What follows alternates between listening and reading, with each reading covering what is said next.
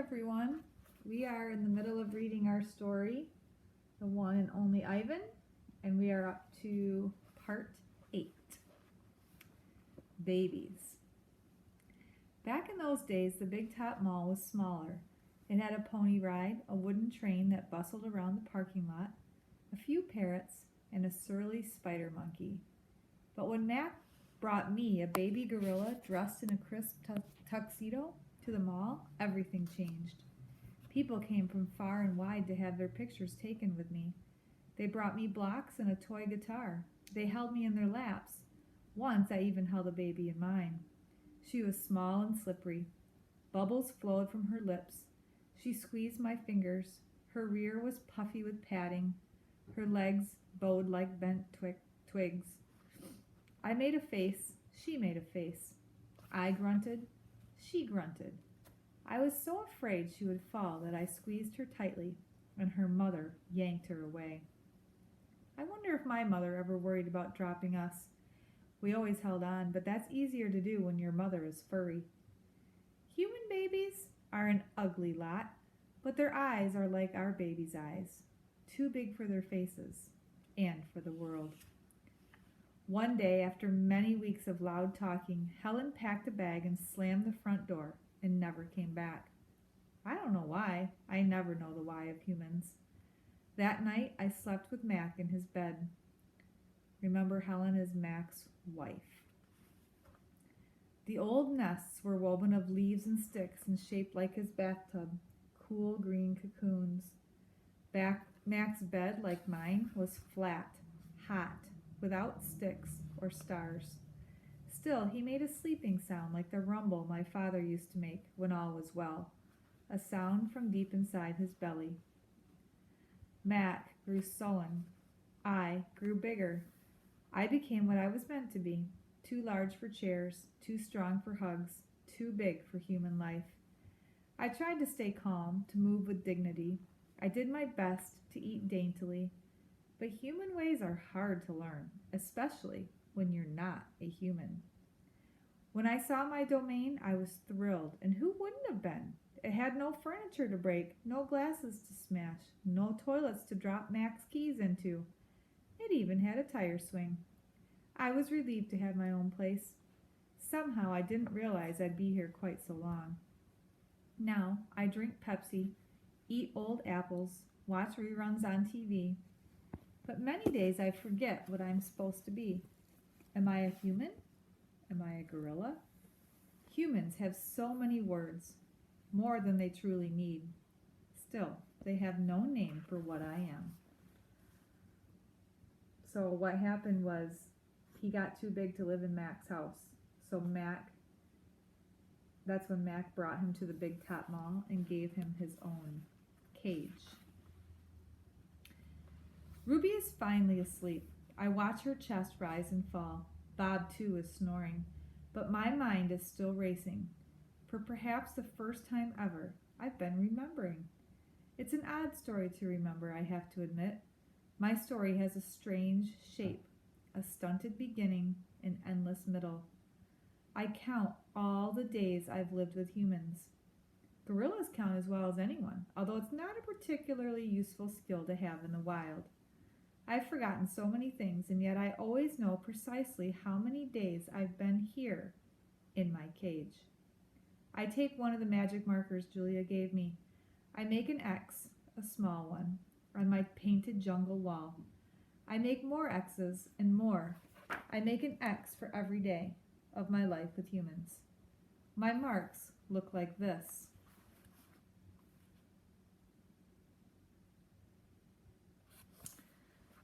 The rest of the night I mark the days, and when I'm done, my wall looks like this.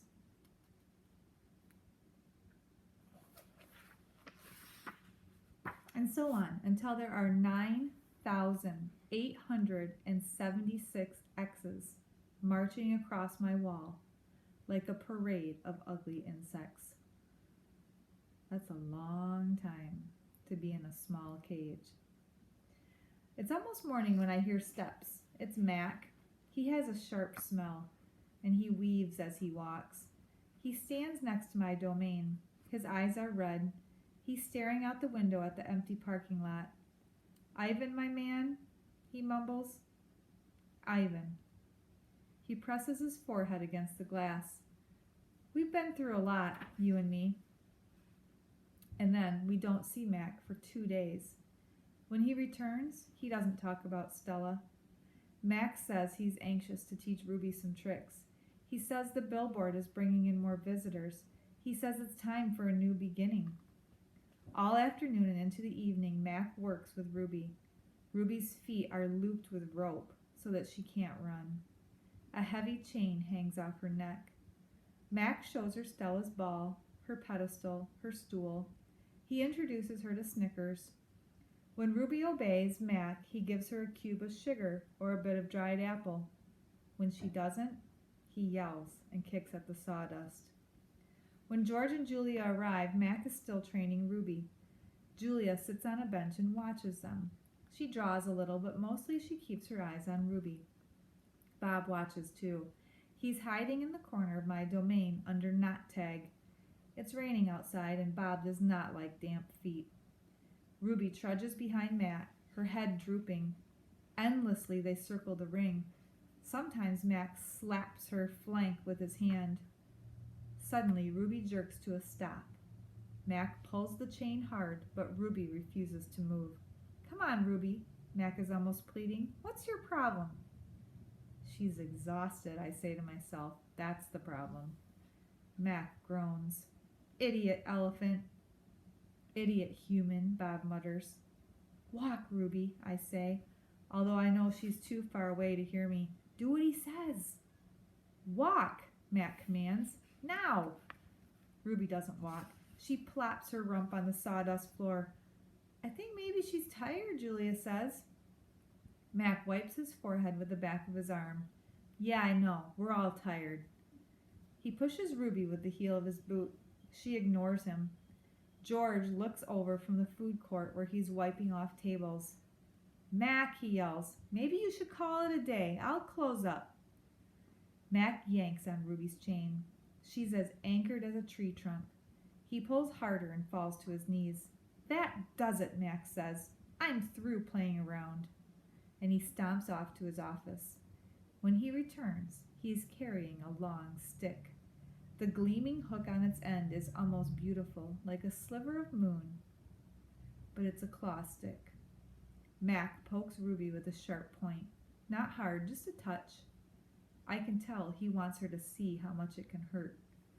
I growl, low in my throat. Ruby doesn't budge.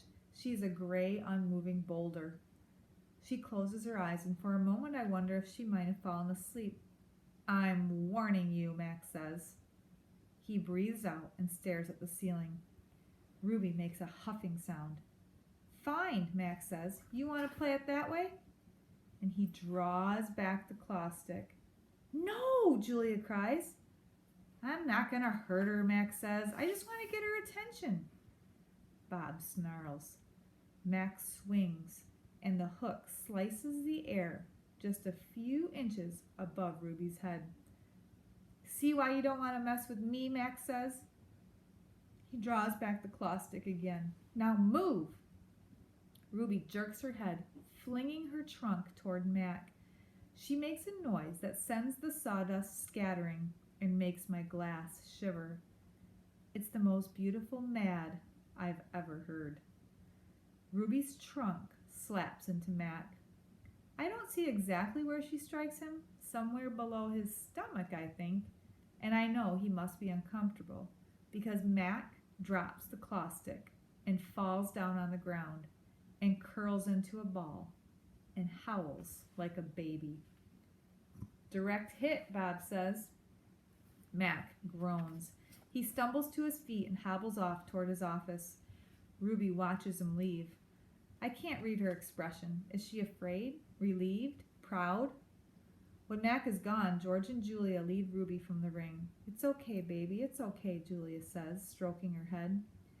They settle Ruby in her domain and make sure she has fresh food and water, and before long, Ruby's sleeping.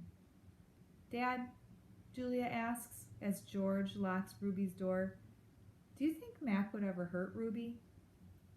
I don't think so, Jules, George says. At least I hope not. Maybe we could call someone. George scratches his chin. I wish I could help Ruby, but I wouldn't know how. I mean, who would we call? The elephant cops? Besides, I need this job, Jules. We need this job. Your mom, the doctor bills. He kisses the top of Julia's head. Back to work, you and me both. Julia sighs and reaches for her backpack. She removes a piece of paper, a bottle of water, and a small metal box. Homework first, George says, wagging a finger. Then you can paint. But it's for art class, Julia explains. We're doing watercolors. And I'm going to paint Ruby. George smiles. All right then, just don't forget your spelling. Dad, Julia asks, did you see Mac's face when Ruby hit him? George nods. Yes, I did. He shakes his head. Poor Mac. He turns away, and only then do I hear him laughing. Julia opens the metal box, and I see a row of little squares. Green, blue, red, black, yellow, purple, orange, and the colors seem to glow. She pulls out a brush with a thin tuft of a tail at its end. She dips the brush in water and wets the paper, then taps at the red square. When the brush meets the damp paper, pink petals of color unfurl like morning flowers. I can't take my eyes off that magical brush. For a moment, I'm not thinking about Ruby and Mac and the claw stick and Stella. Almost. Julia touches red again, then blue, and there suddenly is the purple of a ripe grape. She touches the blue, and her paper turns to summer sky. Black and white, and now I see she's painting a picture of Ruby. I can make out her floppy ears, her thick legs. Julia stops painting. She takes a few steps back, hands on her hips, gazing at her work. She scowls. It's not right, she says.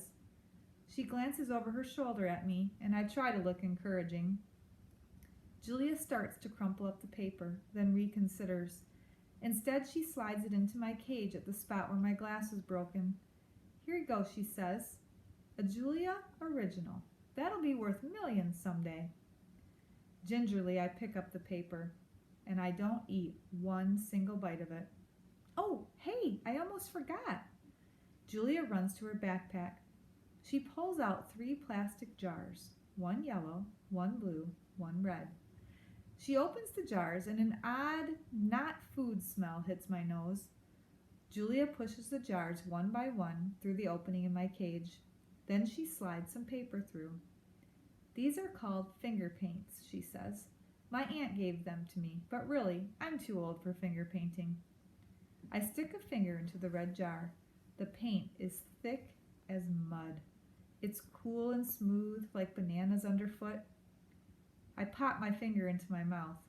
It's not exactly ripe mango, but it's not bad. Julia laughs. Ivan, you don't eat it, you paint with it. She grabs a piece of paper and presses her finger on it. See? Like this. I place my finger on a piece of paper. I lift it, and a red mark is there. I get a bigger glob from the pot and slap my hand down on the page.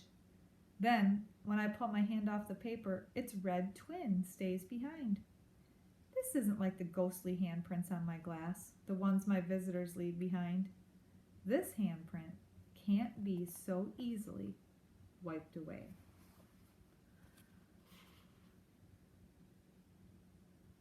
So he's learning about finger painting. And that's the end of part 8.